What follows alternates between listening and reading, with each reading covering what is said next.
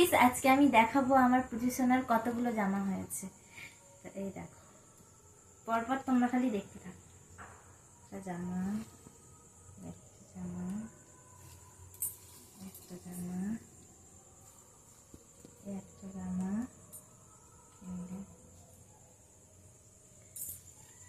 জামা, একটা জামা, একটা জামা,